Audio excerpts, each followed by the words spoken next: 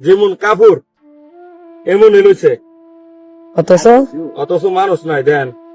কবর খননের সময় হঠাৎ বেরিয়ে এলো দাফনের সেই কাফনের কাপড়। কাপড় প্রায় অক্ষত ছিল, কিন্তু ভিতরে নেই মানুষের দেহ।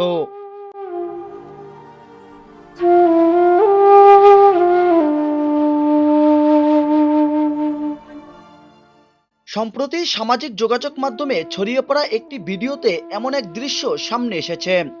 দুজন যুবক কবর খননকারীরা যখন একটি কবর খনন করে, তখন ভিতর থেকে উঠে আসে পুরানো কাফনের কাপড়। সময়ের ব্যবধানে দেহটি মাটির সাথে মিলে গেলেও কাপড়টি এখনো অনেকটা অক্ষত রয়েছে।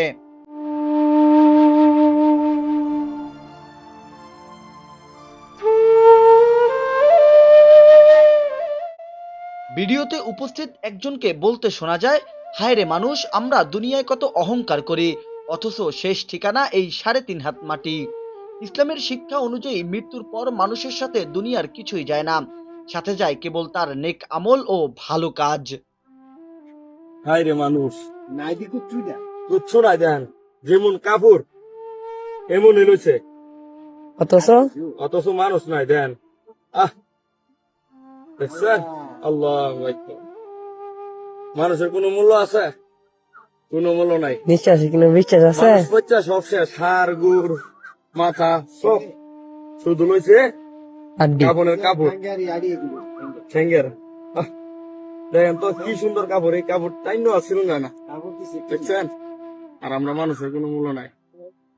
আর দুনিয়াতে মানুষ কত কি করে, একজনের জায়গা আরেকজনের দূরে দখল করে, কার টাকাটা মারিয়া খাই তার বই চিন্তা করে, কত না বাহাদুরি করে। আহ, এগুলা থাকতো না।